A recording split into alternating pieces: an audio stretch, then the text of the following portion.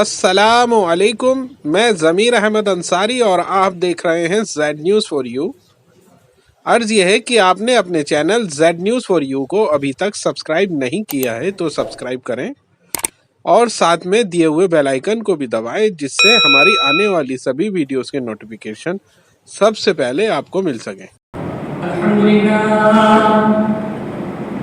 الحمدللہ نحمده ونستعینه ونستغفره ونؤمن به ونتوکل علیہ ونعوذ باللہ من شرور انفسنا ومن سیئات اعمالنا من یهده اللہ فلا مضل له ومن یضلل فلا هادی له واشهد ان لا اله الا الله وحده لا شريك له واشهد ان محمدا عبده ورسوله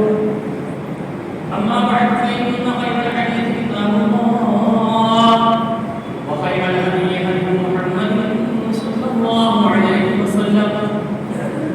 وشر الامور محدثاتها وكل محدثه بدعه وكل بدعه ضلاله وكل ضلاله في النار فقد قال الله سبحانه وتعالى في القرآن المجيد والفرقان الحميد أعوذ بالله السميع العليم من الشيطان الرجيم وإذ ابتلى إبراهيم ربه بكلمات فأتمهن قال إني جاعلك للناس إماما قال من ذريتي قال لا ينال عهد الظالمين قال الله عز وجل في موضع آخر بسم الله الرحمن الرحيم إنا أعطيناك الكوثر فصل لربك وانحر إن شانئك هو الأبتر وقال النبي صلى الله عليه وسلم من غشنا فليس منا والمكر والفقر في النار رواه مسلم الحمد لله تمام تعریف تمام توفیق والحمد ثناء ہر قسم کی بڑائی ضروری برتری ہر طرح کی تعریفات و توصیفات تمجیدات و اعلانات ہر طرح کے اقتدار ترین کلمات و جملے الفاظ و الفاظ صرف اور صرف اسی ذات واحد اللہ سبحانہ و تعالی اللہ احکم الحاکمین اللہ مالک الملک ذو الجلال والاکرام اسی بات پر پروردگار عالم کے لیے لائق سے اور سزاوار ہے جو ہمیشہ سے ہے اور ہمیشہ رہنے والی ذات ہے، جس کو کسی بھی قسم کا کوئی خوف نہیں، کوئی لالچ یا طمع نہیں، جو ہم سے رزق نہیں چاہتا، روزیاں نہیں چاہتا کہ ہم اس کو کھلائیں یا پلائیں، نہ ہماری قربانیوں کا گوشت چاہتا ہے، نہ خون چاہتا ہے کہ اس پر یہ پہنچنے والا ہو، نہیں، وہ اللہ سبحانہ و تعالی بالکل بے نیاز ذات، اللہ الصمد، بالکل بے پرواہ، بے نیاز ذات، اسے اس سے کوئی بھی ذرہ برابر فرق نہیں پڑتا کہ کوئی کائنات کے سارے جن اور انس مل کر اس میں ساری مخلوقات مل کر بھی اس کی نافرمان سے نافرمان بن جائیں تو بھی اس کی شان کا ذرہ برابر کوئی پیدا نہیں کر سکتے، اور اسی کے اگر برعکس ہو جائے تو اس کی بھی اس کو کوئی پرواہ نہیں کہ سارے کے سارے مل کر اس کے مطیع و فرمانبردار بندے اور بندیاں بن کر اپنی زندگی کے ہر لمحے کو گزارنے کی کوششیں کریں، پھر بھی اس ذات کی شان میں ذرہ برابر اضافہ نہیں کر سکتے، وہ تو جیسا ہے تیسا ہے، جیسی اس کی شان ہے وہ اپنے آپ میں لاجواب ہے، بے نظیر ہے، بے مثل ہے، اکیلا خالق رہا وحدہ لا شریک له، اکیلا جس کا کوئی شریک ہے ہی نہیں، جس کا کوئی مشیر ہے ہی نہیں، جس کا کوئی وزیر ہے ہی نہیں،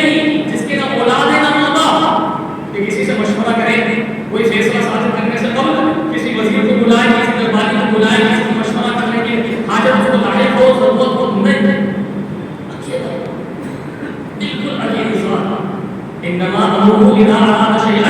ان يقول له كن فيكون. جب بھی کسی کام کے کرنے کا ارادہ فرمائے تو اس کے لیے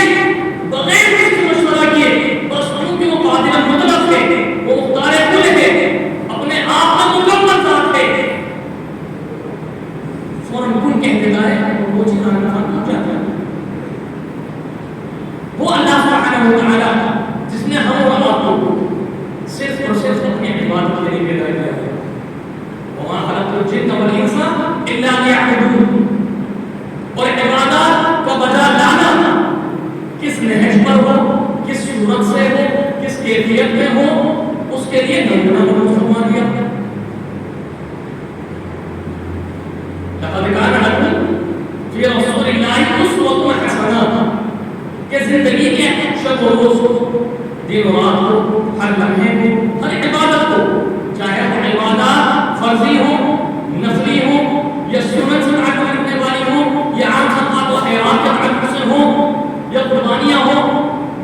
یا بدنی ہو، مالی ہو، جسمانی ہو، زبانی ہو، جس قسم کی بھی کوئی بھی عبادت ہو، اس کے لیے نمونہ کس نے بنایا؟ اپنے آخری نبی محمد عربی صلی اللہ علیہ وسلم کو. اور پھر یہ حکم صادر فرما دیا کہ ان کو ہم نے تمہارے لیے بہترین نمونہ بنایا ہے. یعنی اپنے ہر عمل کو، اپنے ہر عبادت کے طریقے کو اسی طریقے کے مطابق ڈالنے کی کوشش کرنا کہ جس طریقے سے اللہ کے پیارے حبیب نبی کریم محمد رسول اللہ صلی اللہ علیہ وسلم نے سکھا دیا، تعلیم دے دی، بتلا دیا. آپ کے بعد آپ کے صحابہ کرام رضوان اللہ علیہم اجمعین نے سکھایا اور آنے والوں کو تعلیم دی. اسی طریقے سے کرتے رہنا. اور اسی کے ساتھ ایک اور شخصیت جس کو اللہ تبارک و تعالی نے نمونہ بنایا، کیا فرمایا؟ لقد كان لكم اسوة حسنة في ابراہیم. کہ تمہارے لیے بہترین نمونہ ہے کس میں؟ ابراہیم علیہ السلام علیہ. کہ ان کے بہت سارے معاملات، ان کے بہت سارے کام ایسے ہیں کہ جو رہتی دنیا تک کے لیے ایک سنت کا مقام حاصل کر چکے ہیں. انہی میں سے یہ قربانی بھی ہے. اور اس سے قبل یہ تو ایام گزر رہے ہیں جو تکبیرات کے پڑھے جانے کے، کثرت کے ساتھ پڑھتے رہنے کے دن ہیں، عبادات اور ریاضات کے دن ہیں، شب بیداریاں اور نوافل کی بھرپور ادائیگی کے دن ہیں، صدقات و خیرات بھرپور طریقے سے کرتے رہنے کے دن اور رات ہیں. جس قدر تلاوت کلام اللہ کی جائے کم ہے، جس قدر اللہ تبارک و تعالی کی خاطر اس کے پیارے حبیب نبی کریم محمد رسول اللہ صلی اللہ علیہ وسلم کے بتائے ہوئے رہتے کے مطابق اور موافق عبادات بجا لائی جائیں ان دن اور رات کے اندر ہوتا ہے. اور ان میں سب سے اہم کیا بتائیں؟ تکبیرات کثرت کے ساتھ پڑھتے رہنا. یعنی اگر کوئی بھرپور طریقے سے صدقہ و خیرات کرنے کی کوشش کر رہا ہے نا بندہ، تو اس سے کہیں زیادہ اجر و ثواب وہ بندہ رکھتا ہے اس کے مقابلے میں تکبیرات پڑھتا ہے. صحیح سند کے ساتھ ایک روایت ہمیں ملتی ہے جو تابعین سے ہے، حضرت عبید اللہ رحمۃ اللہ علیہ. یہ کون ہے؟ یہ ہے حضرت عبداللہ بن مسعود رضی اللہ تعالی عنہ کے بیٹے. کیا فرمایا کرتے تھے؟ فرمایا کرتے تھے خاص طور سے ان خاص برتنوں کے تعلق سے کہتے تھے کہ اگر کوئی شخص اپنے تھیلے میں سونے کے سکے لے کر راستے میں بیٹھ جائے اور ہر آنے جانے والے کو وہ سونے کا سکہ صدقہ اللہ کے راستے میں دیتا رہے، اور اس کے مقابلے میں ایک بندہ ہے وہ ایک دن اور رات میں تکبیرات پڑھتا چلا جا رہا ہے، تو تکبیرات پڑھنے والا زیادہ اجر و ثواب پاتا ہے. اس کے مقابلے میں وہ سونے کے سکے اللہ کے راستے میں خرچ کرتا ہے. یعنی اس قدر فضیلت ہے ان دن اور راتوں کے اندر چلتے پھرتے اٹھتے بیٹھتے بازاروں میں اپنے گھروں کے اندر دیگر مصروفیات کو چھوڑ کر، دیگر لفظیات کو چھوڑ کر، دیگر چغلخوریوں کو، غیبتوں کو، مکر فریبیوں کو چھوڑ کر، لا یعنی باتوں کو ترک کر کے صرف تکبیرات کے اندر اپنے زبان کو تر رکھا جائے. یہ اللہ تبارک و تعالیٰ کو بے پناہ محبوب و پسندیدہ ہے. اور اسی کے ساتھ ان دنوں کے روزے جیسے کہ جامع ترمذی ابن ماجہ بیہقی اور طبرانی کی روایت اللہ کے پیارے حبیب نبی محمد رسول اللہ صلی اللہ علیہ وسلم ارشاد فرماتے ہیں کہ ایک دن کا روزہ ایک سال کے روزوں کا برابر اجر ثواب کرتا ہے. یہ تو ایام ذی الحجہ کے شروع کے 9 روزے ہیں، ان میں سے ہر ایک روزہ ایک سال کے روزوں کے برابر اجر ثواب کرتا ہے. اور عرفے کے دن کا روزہ نبی تاریخ کے نبی ذی الحجہ کا روزہ اس کے تعلق سے صحیح مسلم کی روایت یکفر السنۃ الماضیہ والباقیہ کہ پچھلے ایک سال اور آئندہ ایک سال کے گناہ معاف کر دیے جاتے ہیں.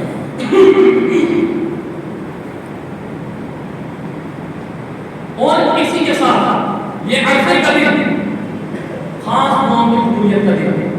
جہنم سے آزادی کا دن، جس میں اللہ تبارک و تعالیٰ کی صرف عجم کی دیکھ لیں کہ عرفات کا میدان نہیں بلکہ طبرانی کبیر کی حسن بصری کی روایت کے مطابق ہم دیکھیں تو ہمیں پتہ چلتا ہے کہ عام جہنم سے بخشش کی اللہ تبارک و تعالیٰ فرما رہا ہوتا ہے اس نبی ذی الحجہ کے دن. اور پھر اس کا اندر ہے کہ جب سے قربانیوں کا آغاز ہو جاتا ہے، وہ قربانی جو سنت ابراہیمی ہے، اور یہ قربانی ہی نہیں آپ کی سنت بلکہ اس کے علاوہ تقریباً 15 معاملات 15 کام ایسے ہیں کہ جو خاص سب سے پہلے حضرت ابراہیم علیہ السلام نے کیے، جن میں سے 10 بخاری مسلم کی روایت کے مطابق ہے اور بقیہ جو 5 ہیں وہ موطا امام مالک کی حسن بصری کی روایت ہے. اور ان 15 میں سے 11 یاد رکھنے میں آسانی ہو اس لیے اس کو اس طرح ذہن نشین کریں کہ ان 15 میں سے 11 کا تعلق تو براہ راست جسم سے ہے، 11 کا تعلق براہ راست جسم سے ہے اور باقی جو 4 ہیں ان کا تعلق الگ ہے. تو یاد رکھنے کے لیے آسانی ہو اس لیے ہم اوپر سے شروع کرتے ہیں. وہ 11 معاملات کہ جن کا تعلق براہ راست جسم سے ہے، اور یہ وہ کام ہے جو سب سے پہلے ابراہیم علیہ السلام نے کیے، جن کو اللہ کے پیارے نبی کریم محمد رسول اللہ صلی اللہ علیہ وسلم نے فطرت میں سے قرار دیا. یہ وہ کام ہے جو فطرت میں سے ہے اور حضرت ابراہیم علیہ السلام نے سب سے پہلے کیے.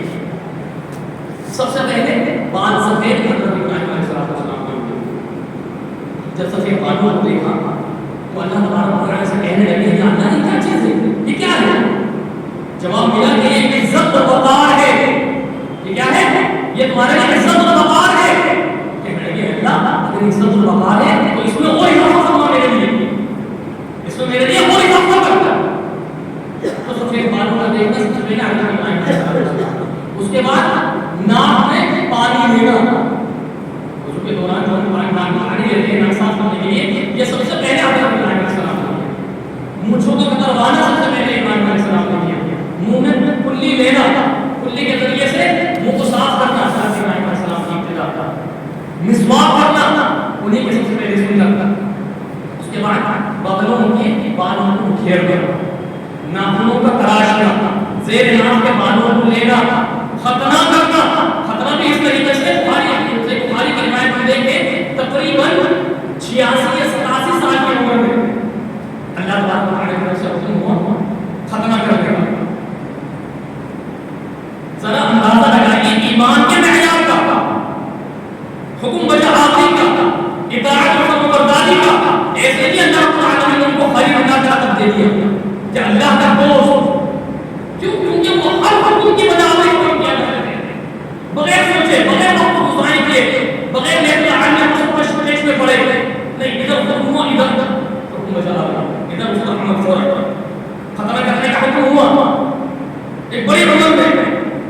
فوراً لکڑیاں کاٹنے کے لیے جائے گا جنگل تو ہاتھ میں وصولہ تھا، اسی وصولے سے وہ جگرا، وہ ایمان کی مضبوطی تھی، وہ اللہ تعالیٰ کے لیے ہی تھی کہ جس طریقے سے بچپن سے لے کر جوانی تک اپنے رب کو پہچاننے کے لیے جستجو کرتے رہے. اور کیا کہتے رہے؟ ایک ربی سیاحتی، میرا رب ہی میری رہنمائی فرمائے گا، میری ہدایت فرمائے گا، ورنہ غالب ہونے والے تو نہیں فرما نہیں سکتے. ہر قدم پر اللہ تبارک و تعالیٰ نے ان کی آزمائش بھی دی اور ان کو کھڑا بھی کرنے کی توفیق عطا فرمائی. اس قدر بڑھنے کی ضرورت ہے. ختمہ بھی سب سے پہلے ہونے گئے اور پانی سے سب سے غلط انہیں کا ماننا. یہ ہوئے وہ 10 معاملے اور 11واں ان میں وہ ہے جو جسم سے تعلق رکھنے والا ہے کہ لنگی یا تہمت کی جگہ پر شلوار یا پاجامہ سب سے پہلے انہیں استعمال کریں.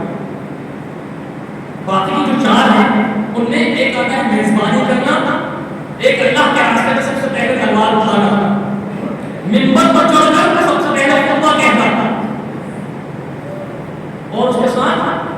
سب سے پہلے قاصد کو روانہ کرنا, اللہ کے راستے میں قاصد کو روانہ کرنا. یہ 15 معاملات کے علاوہ بھی ہیں, لیکن یہ جو اہم 15 معاملات ایسے ہیں جو بہت عام فہم ہے اور بالکل عام پائے جانے والے ہیں. یہ وہ حضرت ابراہیم علیہ السلام جن کو وہ ابراہیم الذی وفا, اللہ تبارک و تعالی نے ان کی تعریف کے الفاظ اس طرح بیان فرمائے کہ ابراہیم جو بالکل وفادار تھے, بڑی وفاداری کے ساتھ اپنی زندگی گزارنے والے تھے. مسند بزار کی حسن درجی کی روایت ہے جس میں ہمیں یہ پتہ چلتا ہے کہ اللہ تبارک و تعالی نے ان کو وفادار کیوں کہا.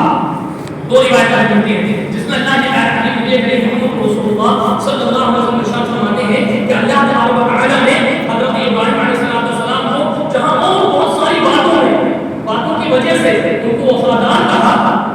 بہت ساری باتیں کون سی؟ کوئی ابتلا ابراہیم ربہ بکلمات فاتمہم, کہ اللہ تبارک و تعالی نے ان پر آزمائشیں مبتلا کرنے کے لیے ان کو تیار کیا, ان کو آزمائشیں ڈالی گئی, بڑے بڑے امتحانات میں ان کو گرفتار کیا گیا, اور فاتمہم وہ تمام امتحانات میں ہر آزمائش میں کھڑے اترتے چلے گئے. یہ تو ایک وجہ تھی ان کو وفادار کہتے ہیں, لیکن اس کے علاوہ 2 وجہ ایسی تھی جو اس مسند بزار کی روایت سے ہم پتہ چلتی ہیں جس میں اللہ کے پیارے حبیب محمد رسول اللہ صلی اللہ علیہ وسلم فرماتے ہیں کہ وہ صبح شام یہ 3 آیتیں پڑھا کرتے تھے جو اللہ تبارک و تعالی نے سورہ روم میں آیت نمبر 16, آیت نمبر 17 اور آیت نمبر 18 سورہ روم کی یہ 3 آیتیں وہ اللہ تعالی نے ذکر فرمائی. یہ 3 آیتیں اس طریقے سے ان کلمات کے ذریعے سے اللہ تبارک و تعالی کی تعریف بیان کیا گیا ہے. سبحان اللہ حين تمسون وحين تصبحون وله الحمد في السماوات والارض وعشيا وحين تظهرون يخرج الحي من الميت ويخرج الميت من الحي ويحيي الارض بعد موتها وكذلك تخرجون. یہ ایک وجہ ان کو وفادار کہنے کی. اور دوسری ایک وجہ اور اس میں کیا فرمایا کہ وہ روزانہ اللہ تبارک و تعالی کے لیے 4 رکعت پڑھا کرتے تھے, 4 رکعت پڑھا کرتے تھے, جس کی وجہ سے ان کو اس وجہ سے بھی ان کو وفادار کہا گیا. تو یہ ابراہیم علیہ السلام کی سنت ہے. لیکن ہمیں یہ معلوم ہے کہ بھئی قربانی ہے نا, بس یہی ہے حضرت ابراہیم کی سنت نہیں, اور بہت سارے سنتیں ہیں ایسے ان کو نمونہ نہیں رہا اللہ تبارک و تعالی کے اندر کہ اس میں ان کی زندگی میں ان کے اندر ایک بہت بہترین نمونہ ہے تمہارے لیے لوگ کے لیے, یعنی امت کے لیے, قیامت تک آنے والے لوگوں کے لیے. اور ان میں سب سے بہترین نمونہ کیا ہے؟ وہ قربانی جو ان کی زندگی سرابہ قربانی رہی, ان کی پوری زندگی اس کا ایک لمحہ ایک گوشہ وہ قربانی سے سرابور رہا, شروع سے لے کر آخر تک. 175 سال کی عمر ان کو ملی, تقریباً 71 مرتبہ اللہ تبارک و تعالی نے کثیر قرآن مجید میں بیان فرمایا. پوری زندگی کو ہم تاکہ دیکھ لیں کہ سارے حالات واقعات بچپن سے لے کر آخری وقت تک ہم دیکھ لیں ہر قدم پر قربانی, ہر لمحے پر قربانی. وہ تو آخری معاملہ تھا, آخری ایام کا معاملہ تھا کہ جب ابراہیم علیہ السلام اپنے رکھنے کے لیے اسماعیل علیہ السلام کو لے کر چلے اور ان کو قربانی کے لیے تیار ہوئے اللہ جانتا ہے. لیکن اس سے پہلے بہت ساری قربانیاں کے راستہ انہوں نے پیش کی اور دل کی گہرائیوں کے ساتھ پیش کی. اس لیے کیا فرمایا ہے کہ اس واسطے نے جامع ترمذی ابن ماجہ اور مسند الحاکم کی روایت ہے. اللہ کے پیارے حبیب نبی کریم محمد رسول اللہ صلی اللہ علیہ وسلم ارشاد فرماتے ہیں کہ قربانی کے تمہارے جانور سے اپنے بالوں, کھروں اور سینگوں سمیت کل قیامت کے دن ترازو میں تمہارے ترازو میں 70 گنا کر کے تولے جائیں گے,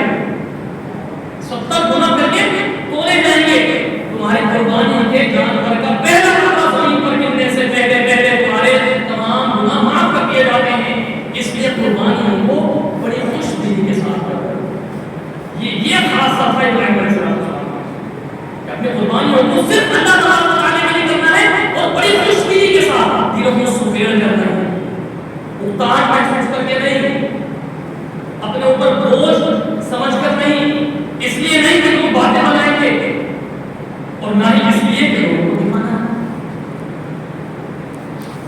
غرض غایہ صرف اخلاص، اللہ تبارک و تعالیٰ کی رضا، اس کی مشیت، اس کا حکم سمجھ کر اس کی تابعداری کرتے ہوئے صرف اس غرض سے ان قربانیوں کو ادا کیا جائے. اور اسی کے ساتھ ایک اور حدیث ہم دیکھیں جس میں بڑی اہم بات بتائی گئی، صحیح ابن حبان کی روایت ہے اور صحیح ترغیب الترہیب کے اندر بھی روایت موجود ہے. اور اس حدیث سے ہمیں بڑے سبق ملتے ہیں اور دو تین سبق تو بڑے اہم ملتے ہیں. حدیث کیا ہے؟ حضرت فاطمہ رضی اللہ تعالی عنہا کو اللہ کے پیارے حبیب نبی محمد رسول اللہ صلی اللہ علیہ وسلم نے حکم دیا، فرمایا کہ دیکھو اپنی قربانی کے جانور کے پاس آ جاؤ. اور اس سے پہلے ہم نے یہ جانتے ہیں ایک حدیث جس میں آپ نے یہ تاکید فرمائی، تلقین فرمائی کہ اپنے ہاتھ سے کوشش کرو اپنی قربانی کے جانوروں کو ذبح کرنے کے لیے. اور یہاں حضرت فاطمہ والی حدیث سے ہمیں پتہ چل رہا ہے کہ اگر ذبح نہیں کر سکتے اپنے ہاتھ سے تو کم از کم جس وقت وہ ذبح ہو رہا ہے تو اس کے پاس تو موجود رہے ہم. لیکن اکثر و بیشتر اس کے برعکس دیکھنے کو ملتا ہے کہ میاں گھر کے بڑے ہیں تو ایک بندہ یا کوئی دو بندہ کھڑا ہے بس کافی ہے، باقی سب گھر والے گھومنے پھرنے کے لیے رہتے ہیں، مٹر پرشتیاں کر رہے ہیں، ادھر ادھر چوکے ڈوکے چوراہوں پر بیٹھے ہوئے ہیں، اپنے آپ دوستوں کے ساتھ تفریح کے لیے نکلے ہوئے ہیں. نہیں، قربانی کے جانور جس کو ذبح ہو رہا ہے اس کو وہاں موجود رہنا، یہ اللہ کے نبی صلی اللہ علیہ وسلم کا حکم، آپ تاکید فرما رہے ہیں. اور اس کی وجہ بتائی، اس کی وجہ یہ بتائی کہ اے فاطمہ اپنی قربانی کے جانور کے ذبح کرتے وقت وہاں پر موجود رہو، اس لیے کہ جب اس کا پہلا قدم زمین پر گرے گا اس سے پہلے ہمارے پیچھے سارے جانور پر گر جائیں گے. یہ وجہ بتائی. لیکن آج مرد حضرات اگر کھڑے بھی ہو جائیں تو ہمیں چاہیے کیا کہ ہم اپنی خواتین کو بھی خاص طور سے وہ نظارہ دکھانے کی کوشش کریں، اپنے بچوں کو اور بچیوں کو، تاکہ ان کے اندر ہمت پیدا ہو، دل گھٹنے والے ان کے اندر ایک جذبہ پیدا ہو. اکثر بیشتر گھروں میں یہ دیکھنے کو آیا ہے اور شکایتیں بھی آئی اس حاکم سے کہ 2-3 دن گھر کی خواتین نے، بچیوں نے اس جانور کو کھلایا، اب جب اس کو چھوٹی چھوٹی دیکھ نہیں سکتے اور یہاں جا کے اس کا گوشت کھانے کے لیے تیار نہیں ہوتے کہ نہیں وہ اتنے پیار سے اس کو کھانا تھا، اس کو کھلایا تھا، اب اس کی چھری گر گئی، اسی کو گوشت کھا لے ہمیں ہم سے نہیں ملتا. تو قربانی کا جذبہ پیدا کہاں سے ہوگا؟ وہ قربانی کا جذبہ جو اللہ تبارک و تعالیٰ کے اصل غرض و غایت ہے، جو اصل مقصد ہے، جو اصل مطلوب ہے، وہ کہاں سے پیدا ہوگا؟ ہمارے اندر، ہماری خواتین کے اندر، ہمارے بچوں اور بچیوں کے اندر وہ پیدا تبھی ہوگا جب ہم وہ نظارہ کو دکھائیں، وہ نظارے کو دکھانے کی کوشش کریں، اس کی اہمیت بتائیں، اس کے تعلق سے پیچھے کیا لوجک ہے، کیا وجوہات ہیں، ہم اس سے ان کو آشنا کرائیں، ان کو مشناس کرائیں، ان کے علم میں یہ باتیں ڈالیں. حضرت فاطمہ رضی اللہ تعالیٰ عنہا، حضرت عائشہ رضی اللہ تعالیٰ عنہا کو دیکھیں، بخاری مسلم کی ایک روایت، حضرت ابراہیم علیہ السلام کو جب آگ میں ڈالا جا رہا تھا اس کے تعلق سے ایک روایت دیکھیں کہ کس طریقے سے خواتین باہمت ہوا کرتی تھیں. بخاری مسلم کی روایت ہے، اللہ کے پیارے نبی محمد رسول اللہ صلی اللہ علیہ وسلم فرماتے ہیں کہ ابراہیم علیہ السلام کو جب آگ میں ڈالا جا رہا تھا تو سارے جانور اس آگ کو بجھانے کے لیے پھونک مار رہے تھے سوائے چھپکلی کے، وہ اس آگ کو مزید بھڑکانے کے لیے پھونک مار رہے تھے جو چھپکلیاں. اسے اسی روایت میں آپ نے چھپکلیوں کو مارنے کا حکم دیا، چھپکلیوں کو جہاں دیکھتے ہیں کو مارنا. کس طریقے سے مارنا؟ ابو داؤد کی ایک روایت ہمیں ملتی ہے جس میں ہمیں پتہ چلتا ہے کہ اللہ کے نبی صلی اللہ علیہ وسلم ارشاد فرمایا کہ اگر ایک بار میں چھپکلی کو ختم کر دیا تو 100 نیکیاں اللہ تعالیٰ کی طرف سے مل جاتی ہیں. ایک بار میں چھپکلی کو مارا تو 100 نیکی مل جائے گی، 2 بار میں مارا تو وہی نیکیاں آدھی ہو جائیں گی، 3 بار میں مارا تو اور نیکیاں کم ہو جائیں گی. اور بخاری کی ایک روایت ہے، حضرت عائشہ رضی اللہ تعالیٰ عنہا ایک خاص نیزہ اپنے گھر میں رکھا کرتے تھے. کسی کو کام کا مقصد نہیں تھا، اس کے مقصد کیا تھا یا حضرت عائشہ رضی اللہ عنہا ام المؤمنین آپ نے دیکھا پورا کعبہ ہے تو کیا کہتی ہے کہ چھتریوں کو مار پھر یہ حدیث بتائی گئی ہے. تو یہ ہے ہماری خواتین کے اندر ہمت کا پیدا ہونا, اور وہی وقت ہے کہ ہم قربانی کے وقت ان کو سامنے حاضر کرنے کی کوشش کریں, ان کو وہ نظارہ دکھائیں, ان کے اندر وہ جذبہ پیدا کریں کہ بھلے تم نے ان کو کھلایا پلایا, اپنے دن تک اس کو پالا پوسا, اس کی دیکھ بھال کری, لیکن یہی چیز جو اب تمہیں بڑی پیاری لگ رہی ہے, اللہ تک تم کے خاطر, اللہ کے لیے اس کو قربان بھی کرنا ہے, اور اللہ کے لیے تم کے مطابق اس کا گوشت بھی کھانا ہے. یعنی اپنی ہر چیز سے زیادہ حب رکھنا ہے اللہ تبارک و تعالی کا. یہی مطلب ہے لن تنالوا البر حتى تنفقوا مما تحبون, کہ تم نیکی کو اعلیٰ درجے کو پہنچ ہی نہیں سکتے, ہرگز نہیں پہنچ سکتے جب تک اپنی محبوب ترین چیز کو اللہ کے راستے میں قربان نہ کرو. چاہے نمازوں کے وقت ہماری حالت تنگی ہو, چاہے ہماری جیب تنگ ہونے کی وجہ سے کے باوجود ہم صدقہ کرنے کے لیے تیار ہو جائیں, چاہے یہ جذبہ ہو, چاہے بیماری کی حالت میں بھی ہم پورا وضو کر کے مسجد پہنچ کر نماز کی ادائیگی کے لیے کوشش ہو جائیں. یعنی اپنی ہر محبوب ترین چیز کو اللہ کے لیے, اللہ کا حکم سمجھ کر اللہ کے راستے میں قربان کر دینے والا جذبہ, یہ جذبے کی پیدائش اور اس کا پیدا کرنا, یہ اصل مقصد اس سنت ابراہیمی کی قربانی کے پیچھے, اور وہ بھی کس لیے فصلی لربک ونحر, اس سے اللہ تعالی صرف اللہ کی رضا کے لیے, اس میں کوئی مقصد شامل نہ رہے. اس کے پیچھے جو ہم خرید و فروخت کر رہے ہیں نا, اس میں بھی کوئی دکھاوا نہ ہو, جھوٹ مکر فریب دھوکہ جھوٹی قسموں کا کھانا, اپنے مال کو اچھا بتا کر بیچنا, یا اپنی مجبوری غلط انداز سے بیان کر کے ظاہر کر کے اس مال کو دے دینا, حاصل کر لینا, نہیں, یہ سب مکر فریب اور جھوٹ میں شامل ہیں. کتنے ہمارے بھائی بھلے ہیں جو جانور لے کر آتے ہیں ایسے موقع پر, یہ دو حدیثوں سے ان کے لیے نہیں ہے, بلکہ ہر تجارت کرنے والے, ہر خرید و فروخت کرنے والے دونوں بندوں کے لیے. دو حدیثیں صحیح بخاری کی اور ایک حدیث صحیح مسلم کی. ہوتا کیا ہے ایسا ویشور کہ اپنے مال کو جاننا ہو, قربانی کا ہو, یا اپنا کوئی بھی دکان میں رکھا ہوا سامان ہو, اس کے تعلق سے یا اس کو اچھا بتانے کے لیے, اس کی مثبت پہلو کو, اس کی کوالٹیز کو سامنے واضح کرنے کے لیے, سامنے والے کے لیے, اس سامنے ظاہر کرنے کے لیے بڑی بڑی باتیں, اب اس میں مبالغہ کر رہا ہے, پھر اس میں جھوٹ یہاں تک کہ حقیقی قسم بس نہیں معاملہ وہی معاملہ خراب تھا. اسی طریقے سے قربانی کے جانور, اس کے لیے, اس کو بیچنے کے لیے طرح طرح کے جھوٹ استعمال کیے جاتے ہیں, اس کو فرما ہونا تازہ دکھانے کے لیے طرح طرح کی انجیکشن, دوائیاں اور کیسے کیسے حربے استعمال کیے جاتے ہیں. نہیں سمجھ, یہ کیا ہے, یہ دھوکہ ہے. من غشنا فلیس منا والمکر والغدر فی النار, کہ جو ہم ایمان والوں کو دھوکہ دے وہ ہم میں سے نہیں ہے, کیونکہ دھوکہ مکر و فریب یہ تو جہنم میں لے جانے والی چیز ہے. جیسے ہے مسلم کی روایت اور بخاری کی ہم کو روایت ہے کہ جس میں اللہ کے نبی صلی اللہ علیہ وسلم ارشاد فرما رہے ہیں کہ دو خرید و فروخت کرنے والے, دو خرید و فروخت کرنے والے جب تک اپنے مال کے تعلق سے سچ اور حق بیان کرتے رہیں گے, چاہے وہ فریب ہو یا اچھائی ہو, اس کو وضاحت کے ساتھ بتا دیں گے. یہ مطلب جب تک حق اور سچائی کے ساتھ حق بیان کرتے رہیں گے, اس وقت تک اللہ تعالیٰ کی طرف سے ان دونوں کے لیے خاص برکت نازل ہوتی رہے گی, خاص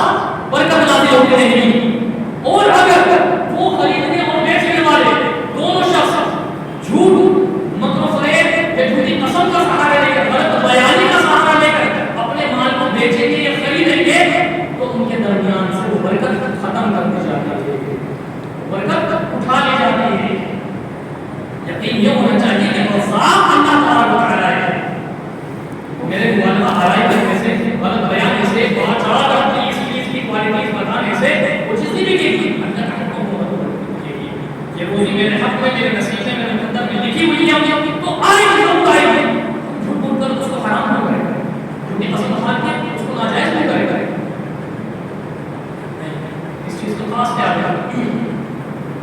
اسی طریقے سے میرا عزیز قربانی کے تعلق سے ایک بڑا عجیب معاملہ لوگوں کے درمیان،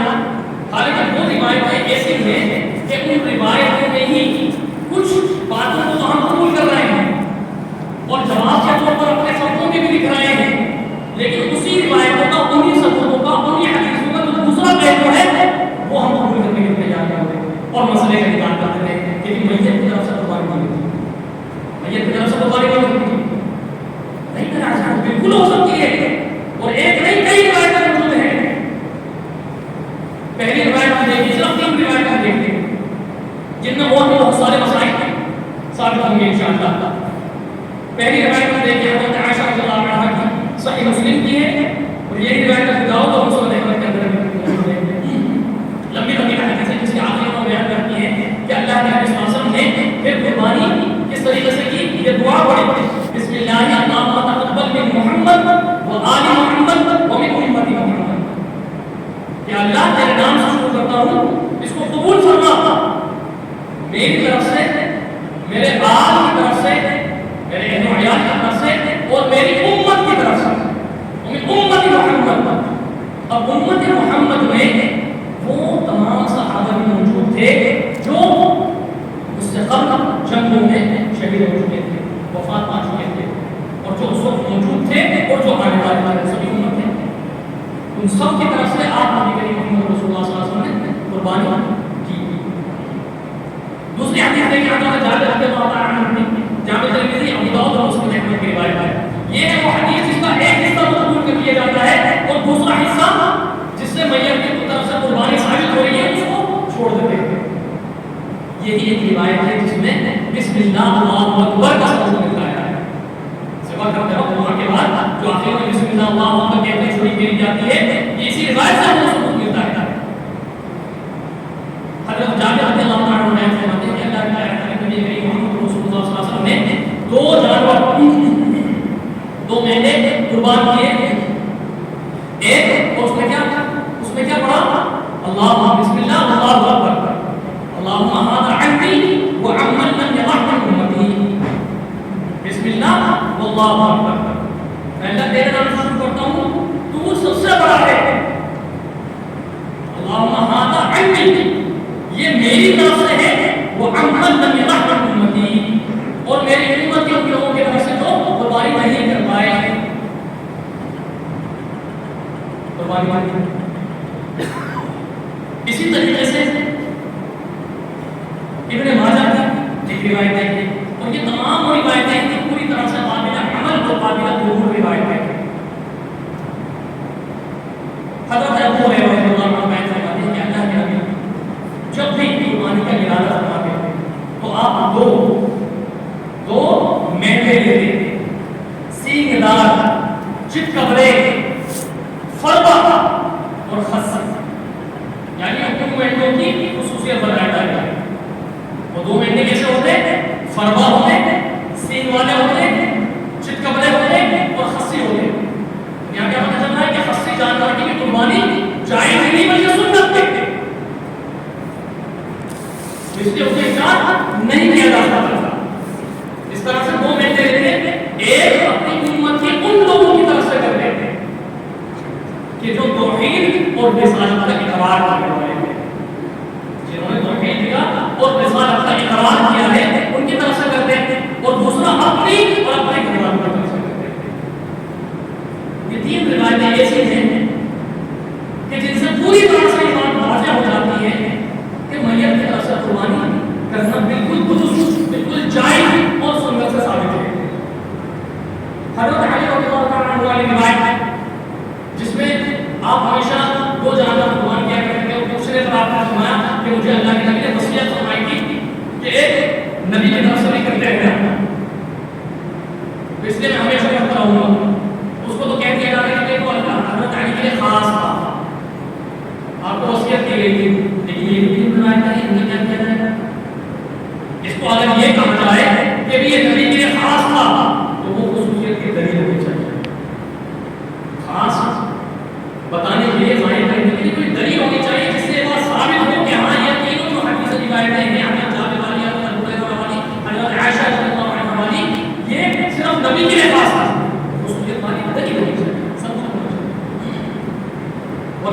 انکار کر دیا جائے.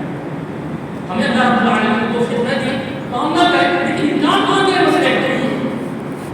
اسی طریقے سے خاص طور سے حضرت علی رضی اللہ تعالیٰ عنہ, اللہ کے نبی صلی اللہ علیہ وسلم نے تعلیم فرمائی کہ جانوروں کو اچھی طرح سے دیکھ بھال کریں, جانوروں کو اچھی طرح سے دیکھ بھال کریں. میری ابو داؤد نسائی ابن ماجہ وغیرہ کی روایت ہے جس میں آپ نے فرمایا کہ لگڑا پن اس کا اندھا پن, اس کا کان کٹا ہوا نہ ہو, نہ لمبائی میں نہ گولائی میں نہ دائیں بائیں آگے پیچھے اوپر نیچے کسی بھی طریقے سے, یا ایسا ظاہر بوڑھا کمزور دبلا پتلا بیمار نہ ہو کہ اس کا لگڑا پن ظاہر ہو, اس کی بیماری کمزوری ظاہر ہو, ایسا نہیں اس کی ہڈیوں میں گھلتا ہی نہیں ہے, اس کے اندر کیا کچھ نکلے گا. اس قسم کے جانوروں سے پرہیز کیا جائے, قربانی کے لیے اس جانور نہ لیے جائیں. فرما موٹا تازہ بہترین اچھا عمدہ اس طریقے کے جانوروں کو قبول کیا جائے, ان کو لیا جائے اور اللہ کی رضا کے لیے سنت ابراہیم پر عمل کرتے ہوئے خالص تقویٰ کے تحت ان کو اللہ کے راستے میں قربان کرنے کی کوشش کی جائے, اس جذبے کے ساتھ کہ انشاءاللہ صرف یہی 4 دن نہیں, یہی سال بھر کے 4 دن نہیں, بلکہ پورے سال ہر مہینہ ہر دن اور ہر لمحہ جہاں کہیں بھی اللہ تبارک و تعالیٰ کا کوئی حکم آئے گا اپنی کسی بھی محبوب چیز کو قربان کرنے کا تو ہم اسے پیچھے کریں. یہ جذبہ بار بار ہے اسے پیچھے. اللہ تبارک و تعالیٰ سے التجا مولا کریم ہم سب کو کہنے سننے کے ساتھ ساتھ صحیح معنوں میں عمل پیرا رہنے کی توفیق عطا فرمائے. آمین یا رب العالمین. اقول قولی ھذا استغفر اللہ لي ولكم ولسائر المؤمنین. انی جاعل للناس اماما. جب ہم تمہیں امت کے لیے, دنیا والوں کے لیے ایک نمونہ, ایک امام, ایک خلیفہ, ایک امیر بنا کے پھیلانے والے ہیں, تو حضرت ابراہیم علیہ السلام نے فوراً کیا کہا, آلہ وحید ذریتی, اے اللہ میری اولاد میں سے بھی ہے ایسا معاملہ, میری اولادوں کا بھی ایسی معاملہ رہے گا. آلہ لا ینال عہد الظالمین. بڑا اہم ہوتا ہے سمجھنے والا. کیا فرمایا؟ لا ینال عہد الظالمین, کہ یہ تو نمونہ, بہترین نمونہ, خلیفہ, امام, پیشوا, رہنما, رہبر, یہ جو بنانے والا معاملہ ہے نا آپ کی اولادوں میں سے, یہ ہر کسی کے ساتھ نہ ہوگا, یہ ہر کسی کے ساتھ نہیں ہوگا. یہ وعدہ, یہ عہد ظالموں کے لیے نہیں ہونے والا, جو ظلم کرنے والے ہیں, شرک و بدعت میں مبتلا رہ کر, بدعت و خرافات میں مبتلا رہ کر, فسق و فجور میں مبتلا رہ کر, نمازوں کی پرواہ نہ کر کے, حقوق العباد اور حقوق اللہ کی پاسداری نہ رکھتے ہوئے, جماعت بندی کے ساتھ رہ کر اپنی زندگی کو گزارنے والے ہیں, امیر کی اطاعت اور خبرداری کے تحت اپنے ہر لمحے کو گزارنے والے ہیں. جیسے بہت سارے معاملات ہیں, بہت سارے معاملات ہیں. مثال کے طور پر یہ حضرت ابراہیم علیہ السلام نے سنتیں ہمیں بتائی تھیں, ان میں سے بہت ساری سنتیں ایسی ہیں جن کے تعلق سے عقل بیان ہو جاتی ہے کہ بھائی یہ سنتیں کیسی ہیں, کیا ان سے پہلے کبھی کسی نبی نے نہیں کیا ہوگا, وہ لوگ کیسا کرتے ہوئے. قربانی کے تعلق سے دیکھ لیجیے, یہ چھپکلی کو مارنے کے تعلق سے دیکھ لیجیے کہ وہ ایک چھپکلی تھی, لیکن آپ نبی کریم محمد رسول اللہ صلی اللہ علیہ وسلم نے ساری چھپکلی کو بدل کر کے حکم دے دیا. تو بھائی یہ کیا کون سی بات سمجھ نہیں آ رہی؟ ایمان لیجیے کہ اللہ اور اس کے رسول صلی اللہ علیہ وسلم نے جو بتا دیا, جو فرمان جاری کر دیا, جو قاعدہ کلیہ بنا دیا, جو اصول و ضابطہ مقرر کر دیا, بس اس کو من و عن سمجھ میں آئے یا نہ آئے, اس کو دل و جان سے قبول کر کے اس پر عمل میرا رہنا ہے. اسی طریقے سے یہ امیر اور امام کا معاملہ ہے, جس کے تعلق سے ہماری مسلم کی روایت کرتے تھے اللہ کے نبی کریم محمد رسول اللہ صلی اللہ علیہ وسلم کے ارشاد فرما رہے ہیں کہ جس نے میری اطاعت کی اس نے اللہ تعالیٰ کی اطاعت کی, اور جس نے میری نافرمانی کی اس نے اللہ تعالیٰ کی نافرمانی کی. جس نے میرے امیر کی اطاعت کی اس نے میری اطاعت کی, اور جس نے میرے امیر کی نافرمانی کی اس نے میری نافرمانی کی. اب اس کے پیچھے وجہ کیا ہے, اس کے پیچھے لوجک کیا ہے, وہ امیر بہتر جانتا ہے, اللہ تعالیٰ بہتر جانتا ہے. یہاں تک صحیح مسلم کی حدیث کہ اگر تمہارا مال چھین لے, تمہاری کمر میں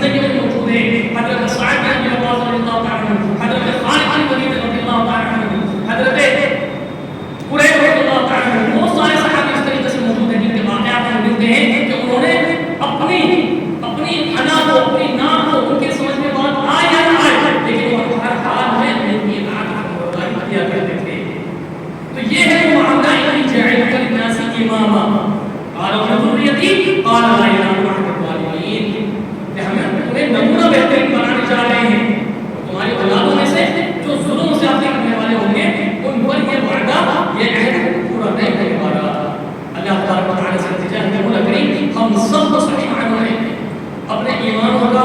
جائزہ لیتے ہوئے اپنی کمیوں کو دور کرتے ہوئے مکمل طریقے سے جماعت بندی کے ساتھ اللہ اس کے پیارے حبیب نبی کریم محمد رسول اللہ صلی اللہ علیہ وسلم کی اطاعت اور فرمانبرداری کرتے ہوئے ہر قدم میں اپنی زندگی کی گزارنے کی توفیق عطا فرماتا رہے.